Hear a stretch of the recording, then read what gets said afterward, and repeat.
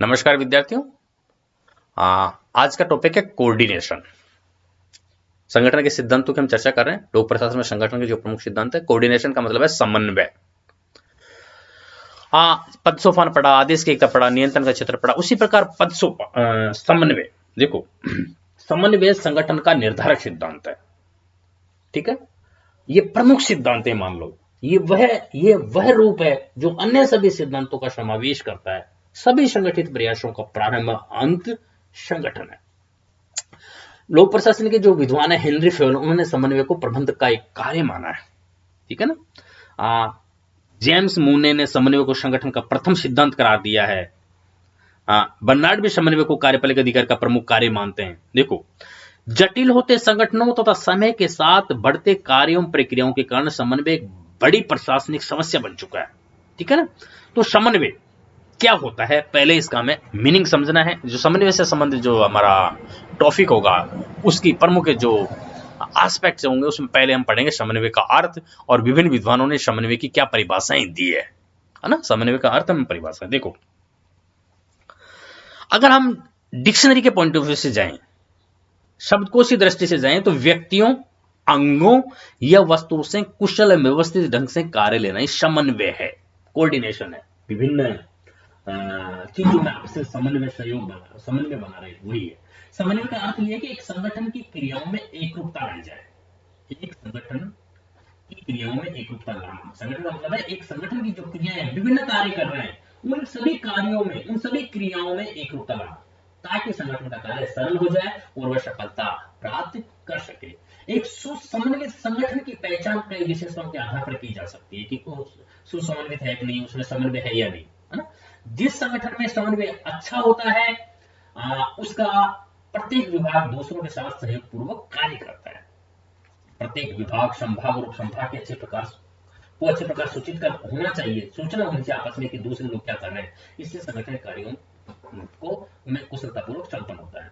विभिन्न विभागों और संभागों का कार्य निरंतर परिस्थितियों के अनुसार होना चाहिए। ये सारी बातें हैं वो समन्वय के लिए आवश्यक होती है, और आपको इन बातों से पता पड़ता है कि समन्वय होता क्या है। तो साधारण भाषा में मैं कहूं, समन्वय से तात्पर्य संगठन के कार्यकलापों एवं गतिविधियों में उचित संबंध, समायोजन तथा तालमेल स्थापित करना है। सिंपल भाषा में, सीधे अर्थों में, सरलतम भाषा में, सरलतम लाइन में समन्वय का अगर हम मीनिंग लगाए, तो समन्वय का मतलब है संगठन के कार्यकलापों। संगठन तो आप समझते ही हैं कि जो किसी विशिष्ट उद्देश्यों की पूर्ति के लिए जो संगठन बनाया जाता है, उस संगठन के कार्यकलापों एवं गतिविधियों में उचित संबंध, समायोजन तथा तालमेल स्थापित करना ही समन्वय कहलाता है। अब इसकी परिभाषाएं हैं, जैसे एल.डी. वाइट है। एल.डी. वाइट ने समन्वय का बताया है कि समन्वय का अर्थ है, एल.डी. वाइट ने क्या कहा है, समन्वय का अर्थ है विभिन्न भागों का परस्पर समायोजन एवं उसकी गतिविधियों तथा क्रियाओं का भी समय पर समायोजन, ताकि प्रत्येक भाग पूर्ण के उत्पादन के लिए अपना अधिकतम योगदान कर सके। मतलब समन्वय का मतलब क्या हुआ एल.डी. वाइट के अनुसार, विभिन्न भागों का, संगठन के विभिन्न भागों का परस्पर समायोजन, उनकी विभिन्न गतिविधियों तथा क्रियाओं का भी समय पर समायोजन, समय का मतलब एक साथ, ताकि प्रत्येक भाग, जो विभिन्न भाग है किसी संगठन के, वो पूर्ण उत्पादन के लिए, पूर्ण सेवा के लिए, अधिकतम उत्पादन के लिए अपना अधिकतम योगदान कर सके। ये समन्वय का अर्थ है।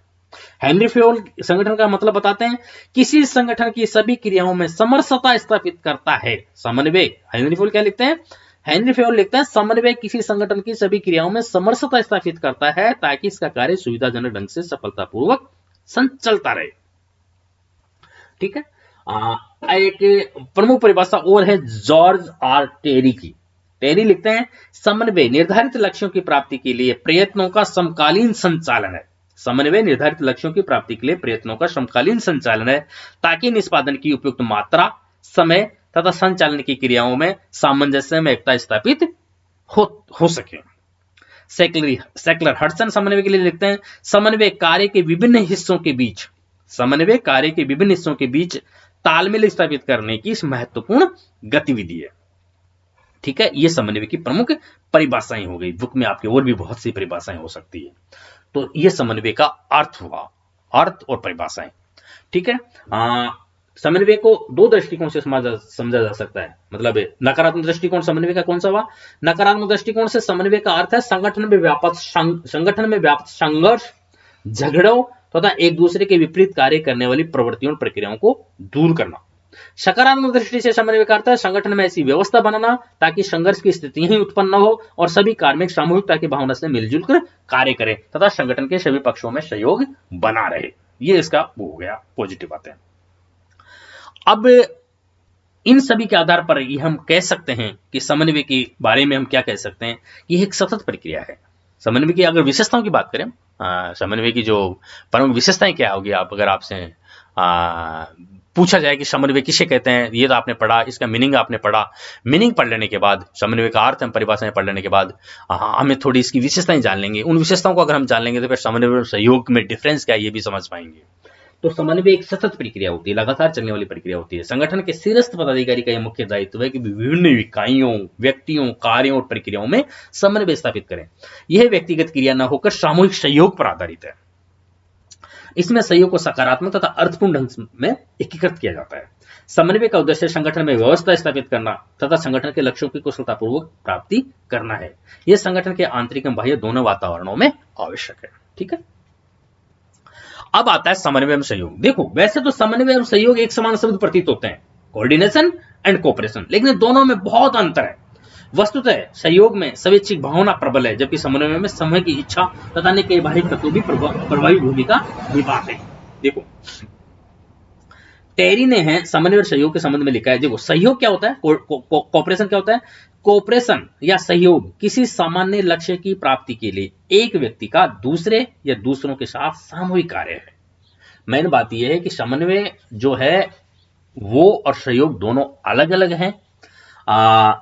समन्वय में सहयोग तो होता है, लेकिन सहयोग में समन्वय हो यह जरूरी नहीं है ना, एक नहीं है दोनों।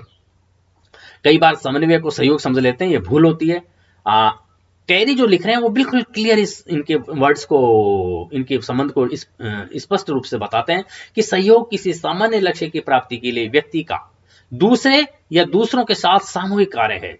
समन्वय सामूहिक कार्य से कहीं अधिक है और इसका अर्थ है प्रयत्नों की समकालिकता, अर्थात प्रयत्न एक ही समय होने चाहिए। सहयोग और समन्वय के अंतर को टेरी ने एक उदाहरण द्वारा भी स्पष्ट किया है। देखो, समन्वय और सहयोग मतलब प्रयत्नों की समकालिकता, समन्वय मतलब प्रयत्न एक ही समय पर होने चाहिए। समन्वय का प्रमुख विशेषता या कार्य है। सहयोग तो कभी भी किया जा सकता है, सहयोग एक व्यक्ति दूसरे व्यक्ति का सहयोग करे जरूरी नहीं, लेकिन समन्वय का मतलब है प्रयत्नों की समकालिकता, अर्थात प्रयत्न एक ही समय होने चाहिए। टेरी ने जो उदाहरण देके दोनों के मध्य समझाया कि समन्वय और सहयोग में क्या होता है। उन्होंने बताया कि एक लड़के को किसी आवश्यक कार्य से सुबह जल्दी ट्रेन पकड़नी थी, ठीक है ना, उसे जल्दी कहीं घर से जाना था। तो ये बात उसने अपने घर वालों को बताई। घर वाले भी इस बात को जानते थे कि इसको सुबह जल्दी कहीं जाना है। उसने सिर्फ इतना ही कहा। रात को सोने से पूर्व उस लड़के ने अपनी अलार्म घड़ी में आधा घंटे समय आगे बढ़ा दिया उसको कि भाई सुबह जल्दी जाना ट्रेन पकड़ के। तो उसने अपने अलार्म घड़ी को आधा घंटे पहले कर दिया ताकि वह निर्धारित समय पर उठ जाए और ट्रेन पकड़ ले। कुछ समय पश्चात लड़के के पिता है, उन्होंने सोचा कि बच्चे को कहीं जाना है, तो उन्होंने उसने अलार्म में टाइम लगा रखा तो उसको आधा घंटे और बढ़ा दिया, यानी कि जल्दी जगाने के लिए आधा घंटे और बढ़ा दिया ताकि सुबह जल्दी आराम से नहा धोकर बच्चा तैयार होकर लड़का अपनी ट्रेन पकड़ ले। घर के सभी सदस्य सो गए तो चिंताग्रस्त माँ आई। माँ ने सोचा कि बच्चे को सुबह जल्दी ट्रेन पकड़नी है, इसने क्या अलार्म टाइम पर रखा है, मैं उसको आधा घंटे पहले कर देता हूँ ताकि ये भी आराम से वो करे। माँ ने भी लड़के की आधा घंटे समय और बढ़ा दिया जो उसने अलार्म में भर रखा था। नतीजा ये हुआ कि उस लड़के को निर्धारित समय से 1.5 घंटा पूर्व भी नींद से जागना पड़ा।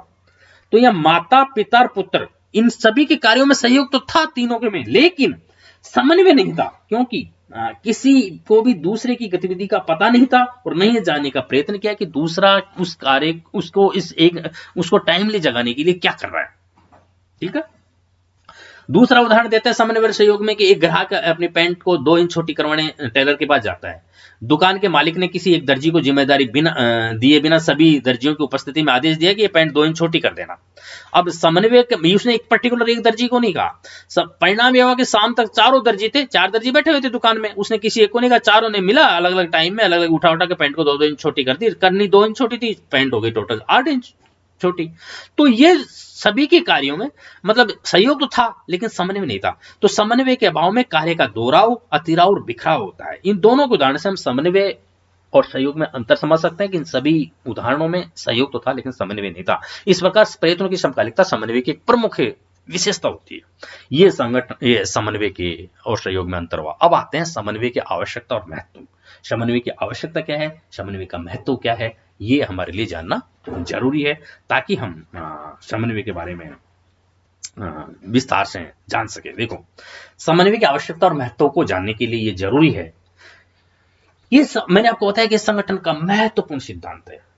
समन्वय की आवश्यकता 4 कारणों से होती है। संघर्ष और झगड़ों को दूर करने के लिए, किसी भी संगठन में विभिन्न कर्मचारियों के बीच संघर्ष नहीं हो, झगड़े नहीं हो, तो पहला उसका वह संघर्ष और झगड़ों को दूर करना समन्वय की आवश्यकता महत्व का प्रमुख आधार है।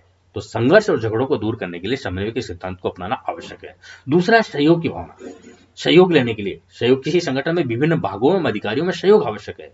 तो सहयोग की भावना, यदि उनमें सहयोग की भावना नहीं रहेगी तो संगठन की गति रुक जाएगी और लक्ष्य प्राप्ति से हट जाएगा। इसलिए सहयोग की भावना के लिए भी समन्वय आवश्यक है। तीसरा है दोहराव को रोकना, डुप्लीकेशन। समन्वय के अभाव से संगठन में दोहराव का दोष जो उत्पन्न होता है वो उसको रोकना भी इसका प्रमुख वो है महत्व। अगला है क्रमहीनता के कारण। संगठन की क्रियाओं में क्रम होता है। प्राथमिक क्रियाओं को संपन्न किया बिना यदि आगे की क्रियाओं को हम पहले कर लेंगे तो अनुपयोगी बन जाती है। तो इस प्रकार ये 4 के अलावा मैं इसको और डिटेल से आपको बताना चाहूं तो ये समझना है कि टकराव एवं संघर्ष समाप्त करने हैं तो समन्वय आवश्यक है। इसकी आवश्यकता महत्व का पहला पॉइंट बना टकराव और संघर्ष समाप्त करना, ठीक है ना। दूसरा, खतरनाक प्रतिस्पर्धा को, मतलब दूसरा बना ना सहयोग की भावना। तीसरा बना दोहराव को रोकना। चौथा बना क्रमहीनता के कारण, और हम अगर इसमें जोड़ना चाहे तो खतरनाक प्रतिस्पर्धा को नियंत्रित करने हेतु तो समन्वय आवश्यक है। जहां 2 या 2 से अधिक व्यक्ति कार्य कर रहे होंगे वहां संघर्ष के साथ साथ प्रतियोगिता भी होना स्वाभाविक है। तो यद्यपि प्रतियोगिता के कारण कार्मिकों विभागों के कार्य करने में कुशलता में सुधार का समावेश होता है, तथापि अनियंत्रित प्रतियोगिता कई प्रकार के खतरों को जन्म देती है। समन्वय का महत्व क्यों है? कार्य कुशलता का उच्च स्तर प्राप्त करने हेतु। तो अगला इसका पॉइंट बनेगा टकराव संघर्ष समाप्त करने के बाद आप एक पॉइंट और बना सकते हो, खतरनाक प्रतिस्पर्धा को नियंत्रित करने हेतु, कार्य कुशलता का स्तर उच्च करने हेतु, संगठन के लक्ष्यों की प्राप्ति हेतु और दोहराव मतिराव रोकने हेतु, कार्यों में जटिलता तथा विशेषज्ञता के कारण। जो समन्वय का जो विज्ञान और प्रौद्योगिकी के विकास के साथ जहां एक और संगठनात्मक कार्यकुशलता में प्रभावशीलता में वृद्धि हुई है, वहीं दूसरी ओर समन्वय संबंधी जटिलताएं भी उत्पन्न हुई है। तो ये जो इसकी गतिविधियां हैं समन्वय की, ये इसमें इनकी गतिविधियों के कारण समन्वय में सहयोग है वो महत्वपूर्ण बातें आ जाती है।